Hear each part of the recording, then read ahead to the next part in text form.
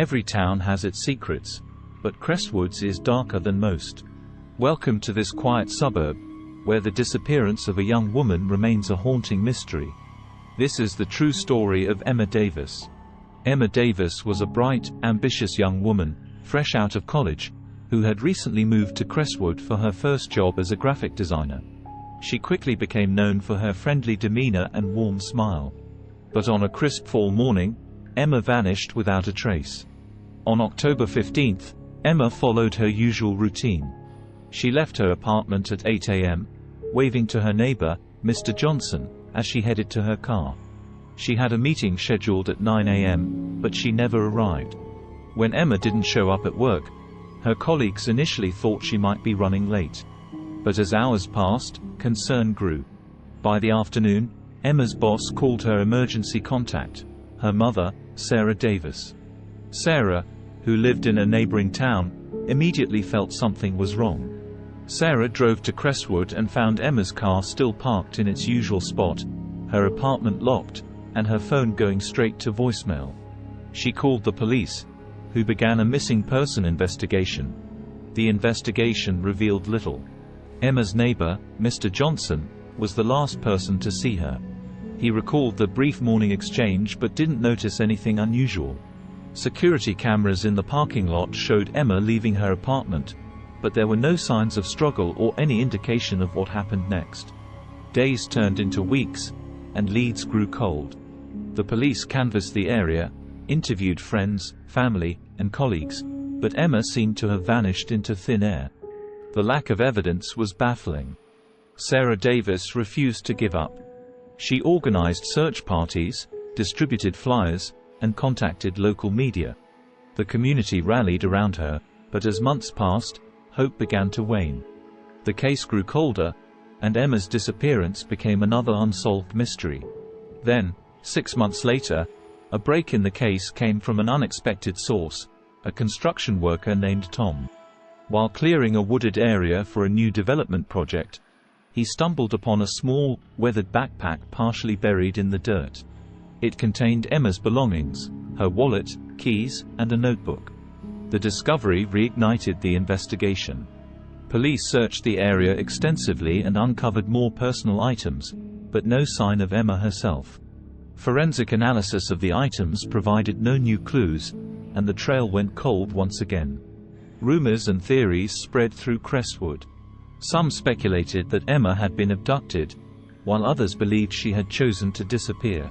But those who knew her dismissed these ideas. Emma was happy, successful, and had no reason to vanish. As years passed, the memory of Emma Davis faded for some, but not for her family and close friends. Sarah continued to hold vigils, keeping Emma's story alive in the hope that one day, the truth would emerge. In the absence of answers, the community of Crestwood was left to wonder about the fate of Emma Davis. Her disappearance serves as a stark reminder of the fragility of life and the mysteries that can lurk behind the most ordinary of days. Some secrets, it seems, are destined to remain hidden. But the story of Emma Davis is not forgotten. It stands as a testament to the enduring hope of a mother and the unanswered questions that still haunt a quiet town. Thank you for joining me in unraveling this true and haunting tale. Until next time, remember to cherish each moment and hold your loved ones close. This has been a production of Your Channel Name. Don't forget to like, subscribe, and hit the bell icon for more stories that delve into the mysteries of our world. Good night.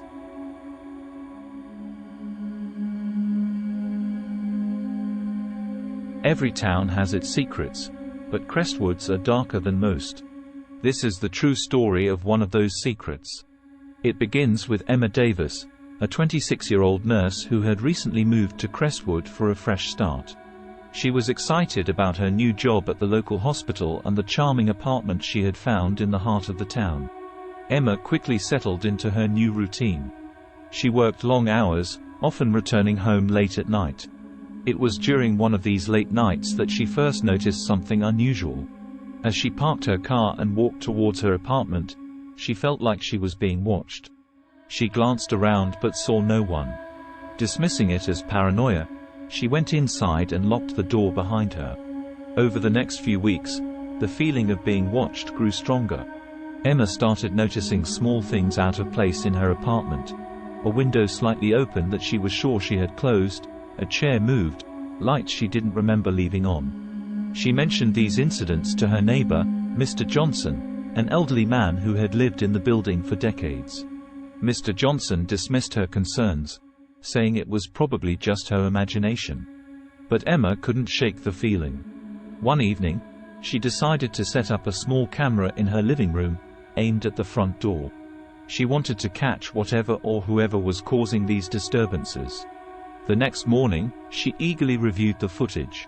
At first, everything seemed normal. Then, around 3 a.m., she saw it, a shadow moving across the room, just out of the camera's frame. She froze in fear. Emma took the footage to the police, but without a clear image of the intruder, there was little they could do. They advised her to be cautious and to keep her doors and windows locked. Feeling vulnerable, Emma decided to install additional locks and even considered moving out. One night, Emma was woken by a loud noise. She grabbed her phone and tiptoed towards the living room. Her heart pounded in her chest as she peered around the corner. The room was empty, but the front door was wide open. Panic set in. She quickly locked the door and called the police. The officers arrived and searched the apartment but found no one. They assured Emma they would increase patrols in the area. Despite their reassurances, Emma felt unsafe. She started staying with friends whenever she could, but her job made it difficult to be away from home for long. One evening, Emma returned home after a particularly exhausting shift. She double-checked the locks before heading to bed. As she lay there, she heard a soft tapping on the window. She lived on the 3rd floor, so it couldn't be a tree branch or an animal. Gathering her courage, she approached the window and peeked through the curtain. There was nothing there. The next day, she confided in a colleague, Mark, who offered to stay with her for a few nights. Having someone else in the apartment brought Emma a small sense of relief. The first night passed without incident, but on the second night, Mark woke up to the sound of footsteps. He quietly woke Emma, and they listened together. The footsteps seemed to be coming from the living room. Mark grabbed a baseball bat and motioned for Emma to stay behind him. They crept towards the living room, where the sound had stopped. Mark turned on the light, and they were met with an empty room. The door was locked, the windows were shut, and nothing seemed out of place. Feeling defeated, Emma decided to go through her security footage again. This time, she noticed something she had missed before. The shadow seemed to come from the hallway leading to her bedroom.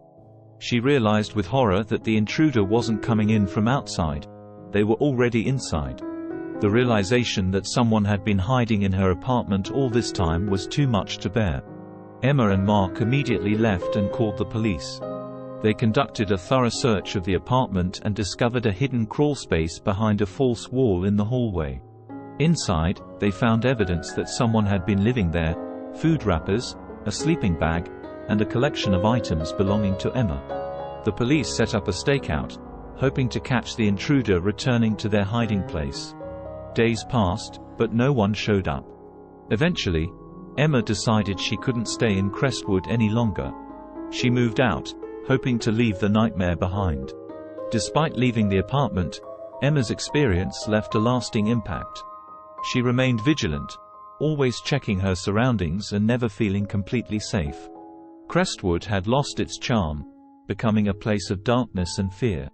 The identity of the intruder was never discovered.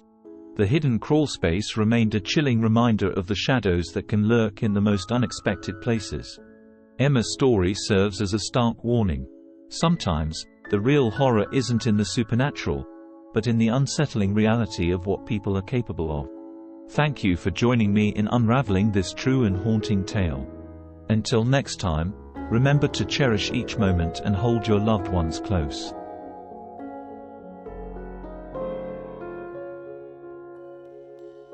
Narrator voiceover script: The Unseen Tenant. Welcome to Crestwood, a small town with a chilling past and an even more chilling present. This story revolves around a young woman named Claire Anderson, a 27-year-old teacher who had recently moved to Crestwood for a fresh start. She was excited about her new job at the local high school and the charming apartment she had found in an old Victorian house. Claire quickly settled into her new routine, teaching during the day and exploring the town in the evenings. But soon, strange things began to happen. It started with the feeling of being watched. As she walked home from school, she would feel eyes on her, but when she turned around, there was never anyone there. One evening, Claire came home to find her front door slightly ajar. She was certain she had locked it. Inside, everything seemed untouched, but she couldn't shake the feeling that something was off. She called her landlord, Mr. Peterson, who lived in the main house on the property. Mr. Peterson checked the locks and reassured her that everything was fine. Maybe she had just forgotten to lock the door, he suggested. But Claire knew she hadn't. Over the next few weeks, the incidents escalated. She would come home to find furniture moved, lights she was sure she had turned off, and doors left open. She started to feel like she was losing her mind.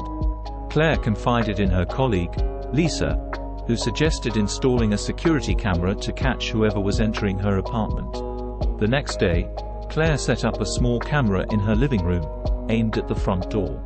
That night, she reviewed the footage, and what she saw sent a chill down her spine.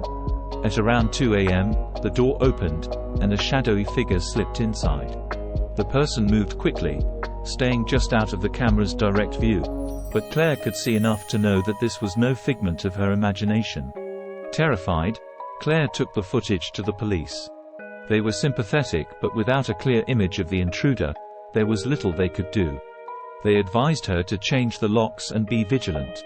Claire had the locks changed immediately, but it did little to ease her fear.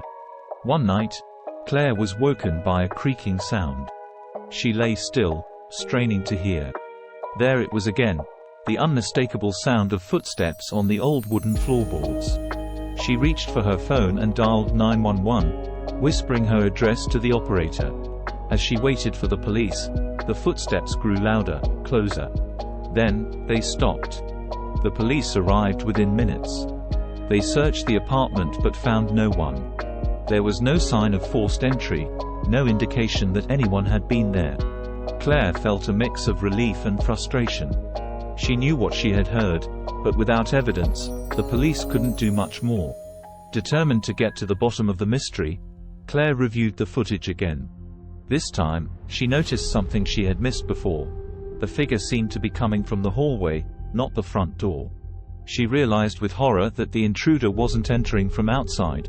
They were already inside. The next day, Claire mentioned her discovery to Mr. Peterson, who seemed genuinely concerned. He offered to check the apartment thoroughly for any hidden entrances or crawl spaces. Together, they scoured the apartment, but found nothing unusual. Just as they were about to give up, Claire noticed a small, almost imperceptible seam in the wall behind her bedroom closet. Mr. Peterson pried open the panel, revealing a hidden crawl space. Inside, they found evidence that someone had been living there: a sleeping bag, food wrappers, and items belonging to Claire. The realization that someone had been living in her apartment all this time was too much to bear. The police were called again, and this time they took immediate action. They set up surveillance, hoping to catch the intruder returning to their hiding place. Days passed, and Claire stayed with friends, too terrified to return home alone. Then, one night, the intruder came back. The police apprehended him, a homeless man who had somehow found his way into the crawl space months ago. He had been living there, coming out only when he knew Claire was asleep or not at home. He claimed he never meant to harm her, but the psychological damage was done. Claire moved out of the apartment the next day, unable to stay in a place that had become a prison of fear. She left Crestwood, hoping to leave the nightmare behind. Despite the trauma, she was grateful to have discovered the truth before anything worse could happen. This story serves as a chilling reminder of the horrors that can hide in plain sight. Sometimes, the real danger isn't from the supernatural, but from the very real and disturbing actions of others. Thank you for joining me in unraveling this true and haunting tale. Until next time, remember to cherish each moment and hold your loved ones close.